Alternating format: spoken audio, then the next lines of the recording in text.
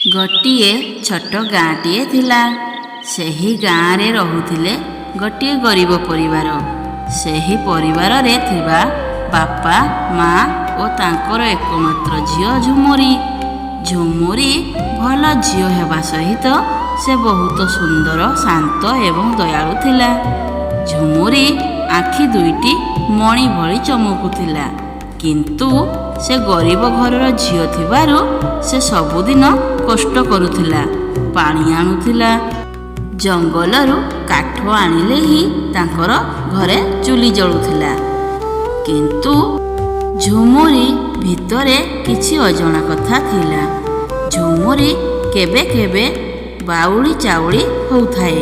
ଗୋଟିଏ ଦିନ ଝୁମୁରି ଓ ତାଙ୍କର ସାଙ୍ଗ ନଦୀ ପାଖକୁ ଗଲେ। ନଦୀ ପାଖରେ ବସି ପାଣିକୁ ଦେଖି ହଠାତ୍ ଝୁମୁରି କହିଲା, ଏହି ନଦୀ ପାଖରେ ଆଗରୁ ଏକ ରାଜମହଲ ଥିଲା। ମୁଁ ସେଠି ରହୁଥିଲି। ଏମିତି କହୁଥିବା ସମୟରେ ଝୁମୁରିର ସାଙ୍ଗ ଆଶ୍ଚର୍ଯ୍ୟ ହୋଇ ପଚାରିଲା, ଝୁମୁରି, ତୁ କ'ଣ କହୁଛୁ? ତୁ ଗରିବ ଘରର ଝିଅ ନୁହେଁ କି? ଝୁମୁରି ମୁଣ୍ଡ ହଲାଇ କହିଲା, ମୋର କିଛି ମନେ ପଡ଼ୁନାହିଁ। ଝୁମୁରିର ସାଙ୍ଗ ଓ ଝୁମୁରି ଘରକୁ ପଳାଇ ଆସିଲେ। ସେହି ରାତିରେ ଝୁମୁରି ଗୋଟେ ସ୍ୱପ୍ନ ଦେଖିଲା। ସେ ଜଣେ ରାଜକୁମାରୀ। ତାଙ୍କର ନାମ ପଦ୍ମିନୀ। ସେ ସୁନ୍ଦର ରାଜମହଲରେ ରହୁଛନ୍ତି। ସେବକ ଓ ସେବିକା ତାଙ୍କର ସେବା କରୁଛନ୍ତି। କିନ୍ତୁ ହଠାତ୍ ସ୍ୱପ୍ନ ଭୟଙ୍କର ହୋଇଗଲା। ଜଣେ ଦୁଷ୍ଟ ତାନ୍ତ୍ରିକ ଆସି କହିଲା, ତୁମର ସୁନ୍ଦରତା ଓ ଶକ୍ତି ମୋତେ ଦରକାର, ଆଉ ମୁଁ ତୁମକୁ ବିବାହ କରିବି। ଯଦି ତୁମେ ମୋତେ ବିବାହ କରିବାକୁ ମନା କରିବ, ତେବେ ମୁଁ ତୁମକୁ ଅଭିଶାପ ଦେବି। ଏହି କଥା ଶୁଣି ରାଜକୁମାରୀ ଭୟ କଲେନି। ରାଜକୁମାରୀ କହିଲେ, ମୁଁ ଧର୍ମ ଓ ସତ୍ୟ ପାଇଁ ବଞ୍ଚିବି। ତୋତେ କେବେ ବି ବିବାହ କରିବି ନାହିଁ। ଏହି କଥା ରାଜକୁମାରୀଠୁ ଶୁଣିଲା ପରେ ତାନ୍ତ୍ରିକ ରାଗିଗଲା। ତାନ୍ତ୍ରିକ କହିଲା, ତୁମେ ଯାହା କହିଲ ଠିକ୍ କହିଲନି। ମୋର ଅଭିଶାପ ଭୋଗିବୁ। ତୁମେ ପରବର୍ତ୍ତୀ ଜନ୍ମରେ ଗରିବ ଘରର ଝିଅ ହୋଇ ଜନ୍ମ ନେବ। ତୁମେ ସବୁ କିଛି ଭୁଲିଯିବ। ଏହି କଥା କହି ତାନ୍ତ୍ରିକ ଚାଲିଗଲା। ସେହି ସମୟରେ ଝୁମୁରିର ନିଦ ଭାଙ୍ଗିଗଲା। ସେ ମନେ ମନେ କହିଲା, ମୁଁ କିଏ? ମୁଁ ରାଜକୁମାରୀ ଥିଲି କି? ଏହି କଥା ଝୁମୁରିର ମନରେ ହେଉଥାଏ। ପରଦିନ ସକାଳେ ଝୁମୁରି କାଠ ଆଣିବାକୁ ବଣକୁ ଗଲା। ସେଠାରେ ଥିଲା ଏକ ପୁରୁଣା ଭଙ୍ଗା ମନ୍ଦିର। ଝୁମୁରି ଦେଖିଲା। ଝୁମୁରି ସେହି ମନ୍ଦିର ଭିତରକୁ ଗଲା। ହଠାତ୍ ଦୀପ ଆପେ ଆପେ ଜଳି ଉଠିଲା। ଝୁମୁରି ଦେଖି ଭୟ କଲା। କିନ୍ତୁ ସେହି ସମୟରେ ଏକ କଥା ଶୁଣାଗଲା, ପଦ୍ମିନୀ, ତୁ ଫେରିଆସିଛୁ। ଏହି କଥା ଶୁଣି ଝୁମୁରି ଆଶ୍ଚର୍ଯ୍ୟ ହୋଇଗଲା। ଆଉ ଚାରିପଟେ ଦେଖିଲା, କେହି ବି ନଥିଲେ। ଝୁମୁରି କହିଲା, କିଏ କିଏ ମୋତେ ଡାକୁଛି? ସେହି ଶବ୍ଦ ଆଉ ଥରେ ଆସିଲା, ତୁ ଫେରିଆସିଛୁ। ତୁ ତୋର ସତ୍ୟ ଚିହ୍ନିବାକୁ ପଡ଼ିବ, ନହେଲେ ତୋର ଉପରେ ଥିବା ଅଭିଶାପ କେବେ ବି ଶେଷ ହେବ ନାହିଁ। ଝୁମୁରି ଏହି କଥା ଶୁଣି ଡରିବାକୁ ଲାଗିଲା। ମନେ ମନେ କହିଲା, ମୋର ଜୀବନ ସାଧାରଣ ଜୀବନ ନୁହେଁ। ମନ୍ଦିର ଭିତରେ ସେହି ଅଦ୍ଭୁତ ଶବ୍ଦ ଶୁଣି ଝୁମୁରି ଭୟରେ ଥରିବାକୁ ଲାଗିଲା ଏବଂ ଆଶ୍ଚର୍ଯ୍ୟ ହୋଇ କମ୍ପି ଉଠିଲା। ଝୁମୁରି କହିଲା, ତୁମେ କିଏ? ମୋତେ କାହିଁକି ପଦ୍ମିନୀ କହୁଛ? ସେହି ସମୟରେ ହଠାତ୍ ଆଲୋକ ଆସିଲା। ସେହି ଆଲୋକରୁ ଜଣେ ବୃଦ୍ଧ ସନ୍ନ୍ୟାସୀ ପ୍ରକଟ ହେଲେ। ସନ୍ନ୍ୟାସୀ ହସି ଦେଇ କହିଲେ, ମୁଁ ଏହି ମନ୍ଦିରର ରକ୍ଷକ। ତୁମେ ଏଠାକୁ ଆସିବ ବୋଲି ମୁଁ ବର୍ଷ ଧରି ଅପେକ୍ଷା କରିଥିଲି। ଏହି କଥା ଶୁଣି ଆଶ୍ଚର୍ଯ୍ୟ ହୋଇ ପଚାରିଲା, ମୁଁ ପଦ୍ମିନୀ, କିନ୍ତୁ ମୁଁ ତ ଏକ ସାଧାରଣ ଝିଅ। ସନ୍ନ୍ୟାସୀ କହିଲେ, ତୁମେ ସାଧାରଣ ଝିଅ ନୁହେଁ, ତୁମେ ଥିଲ ପୂର୍ବ ଜନ୍ମର ରାଜକୁମାରୀ ପଦ୍ମିନୀ। ଏହି କଥା ଶୁଣି ଝୁମୁରିର ମନ ହେଲା ଅସ୍ଥିର। ଝୁମୁରି ପଚାରିଲା, ତାହେଲେ ମୋର ସ୍ୱପ୍ନ ସତ୍ୟ? ସନ୍ନ୍ୟାସୀ ମୁଣ୍ଡକୁ ହଲାଇ ହଁ କହିଲେ। ତୁମକୁ ତାନ୍ତ୍ରିକ ଶାପ ଦେଇଥିଲା। ତୁମର ଭଲ କର୍ମ ଓ ଦେବୀଙ୍କ ଆଶୀର୍ବାଦ ତୁମକୁ ଏଠାକୁ ଆଣିଛି। ଝୁମୁରି ପଚାରିଲା, ମୁଁ କିପରି ସେଇ ଶାପକୁ ଭାଙ୍ଗିବି? ସନ୍ନ୍ୟାସୀ କହିଲେ, ତୁମକୁ 3ଟି ପରୀକ୍ଷା ଦେଇ ଯିବାକୁ ପଡ଼ିବ। ପ୍ରଥମ ପରୀକ୍ଷା ସାହସର ପରୀକ୍ଷା, ଦ୍ୱିତୀୟ ପରୀକ୍ଷା ସତ୍ୟର ପରୀକ୍ଷା, ତୃତୀୟ ପରୀକ୍ଷା ଭକ୍ତିର ପରୀକ୍ଷା।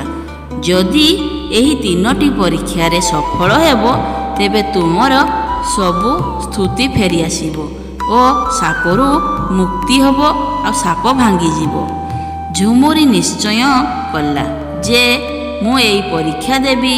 ସନ୍ନ୍ୟାସୀ ଝୁମୁରିକୁ ନେଇ ଗଭୀର ଜଙ୍ଗଲକୁ ନେଇଗଲେ। ସେଠାରେ ଏକ ଅନ୍ଧାର ଗୁମ୍ଫା ଥିଲା। ସନ୍ନ୍ୟାସୀ କହିଲେ, ଏହି ଗୁମ୍ଫାରେ ଏକ ଭୟଙ୍କର ନାଗ ରୁହେ। ତୁମେ ତାଙ୍କ ପାଖରୁ ଏକ ମଣି ଆଣିବାକୁ ପଡ଼ିବ। ଏହି କଥା ଶୁଣି ଝୁମୁରି ଭୟ କଲା, କିନ୍ତୁ ଝୁମୁରି ହୃଦୟକୁ ମଜବୁତ କଲା।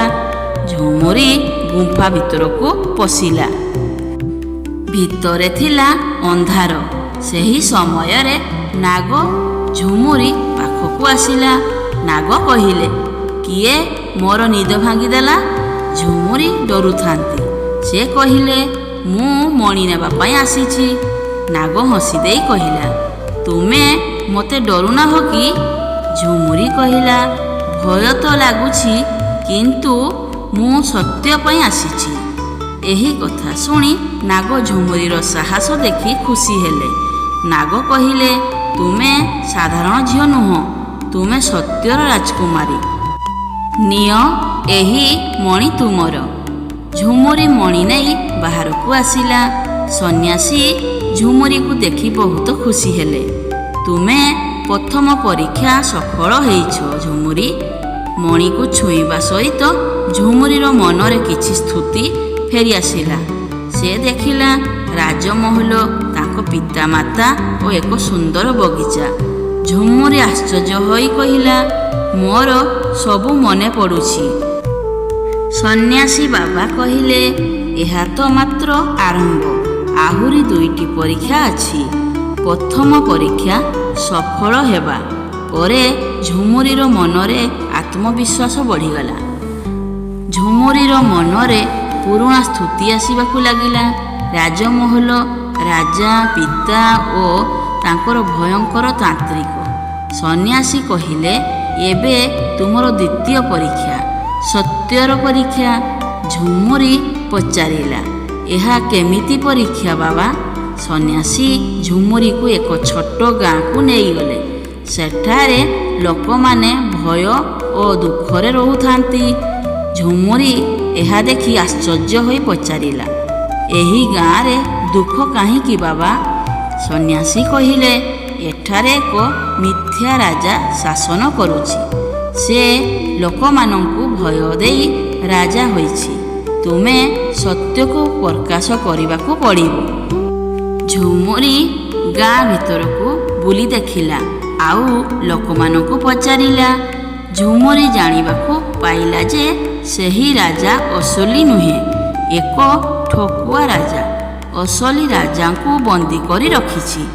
ଝୁମୁରି ଭାବିଲା, ମୋତେ ସତ୍ୟକୁ ସମସ୍ତଙ୍କ ସାମ୍ନାରେ ଆଣିବାକୁ ପଡ଼ିବ। ସେ ରାଜାଙ୍କ ଦରବାରକୁ ଗଲା।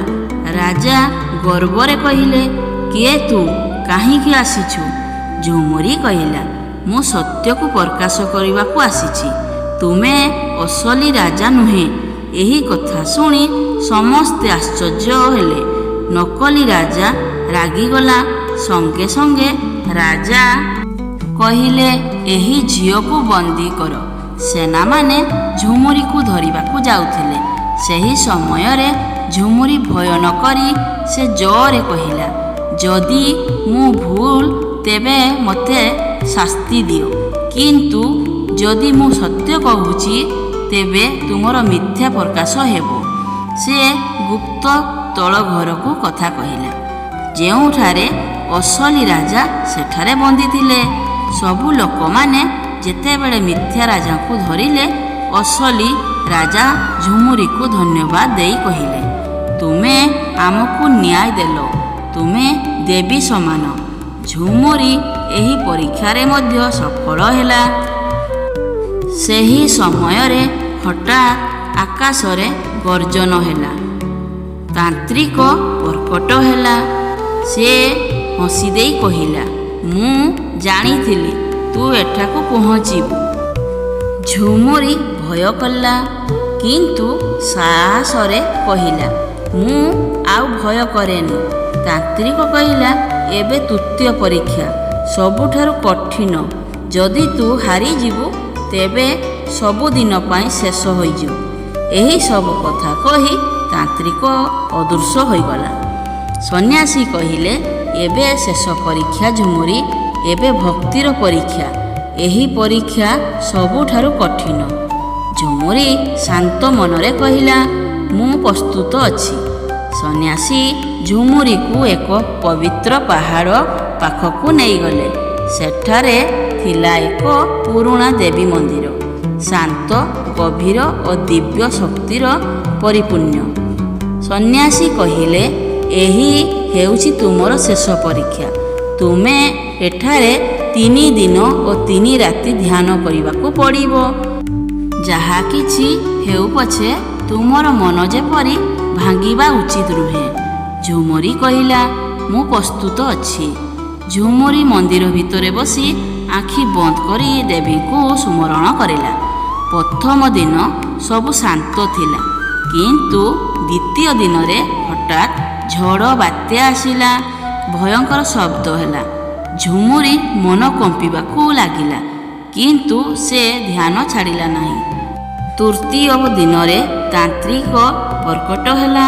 ସେ ଭୟଙ୍କର ହସି ଦେଇ କହିଲା, ତୁ ଏଯାଏଁ ମଧ୍ୟ ମୋତେ ଚ୍ୟାଲେଞ୍ଜ କରୁଛୁ। ଏବେ ଦେଖ ମୋର ଶକ୍ତି କେତେ।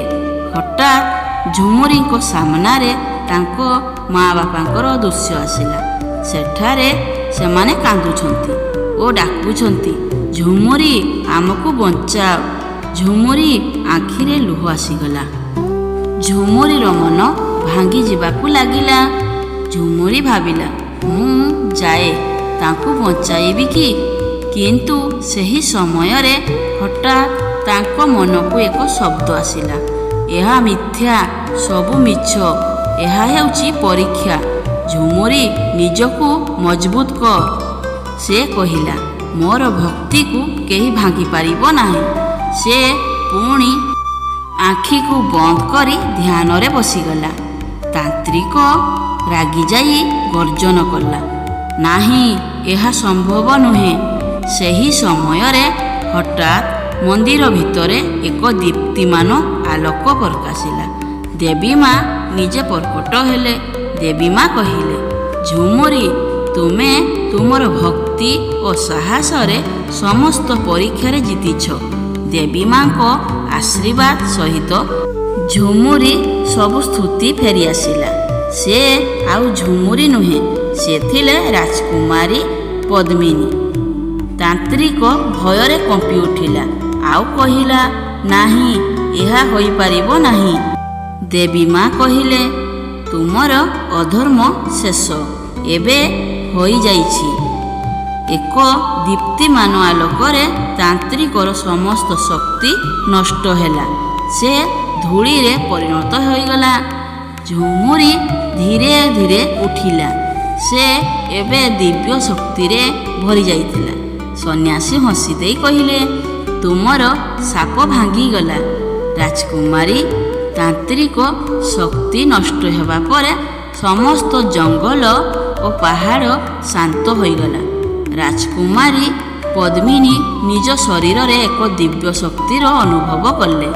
ରାଜକୁମାରୀ ସନ୍ନ୍ୟାସୀକୁ ପଚାରିଲେ, ଏବେ ମୋର କର୍ତ୍ତବ୍ୟ କ'ଣ ବାବା?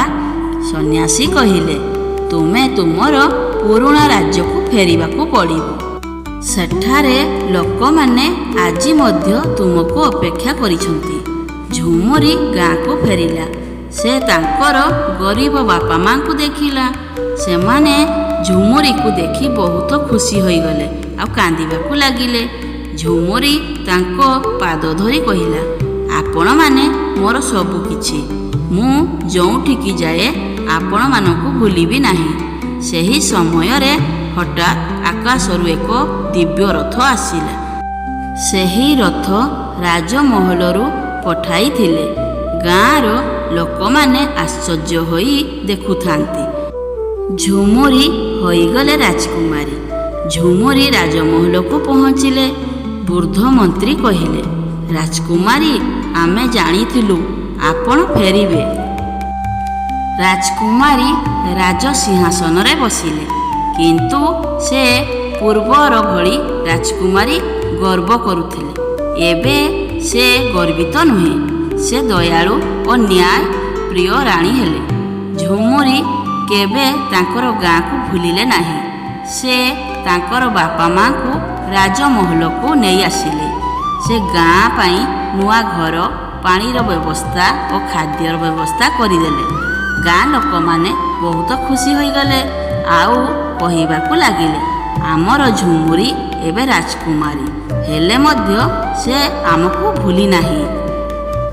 ସାଙ୍ଗମାନେ, ଆମର କାର୍ଟୁନ୍ ଭିଡ଼ିଓ ବା ଆମ କାହାଣୀ ଷ୍ଟୋରି ଗପ ଓଡ଼ିଆର ଯଦି ଆପଣମାନଙ୍କୁ ଭଲ ଲାଗୁଛି ତେବେ ଗୋଟିଏ ଛୋଟିଆ ଲାଇକ୍, ସବସ୍କ୍ରାଇବ୍, ସେୟାର କରିଦିଅନ୍ତୁ। କମେଣ୍ଟ ମାଧ୍ୟମରେ ନିଶ୍ଚିନ୍ତ ଜଣାନ୍ତୁ ଆମର କାହାଣୀ ଷ୍ଟୋରି କେମିତି ଲାଗିଲା। ଭଲ ଲାଗିଥିଲେ ନିଶ୍ଚିନ୍ତ ଗୋଟିଏ ସବସ୍କ୍ରାଇବ୍ ବା ଲାଇକ୍ କରିଦେବେ। ରହୁଛି, ନମସ୍କାର।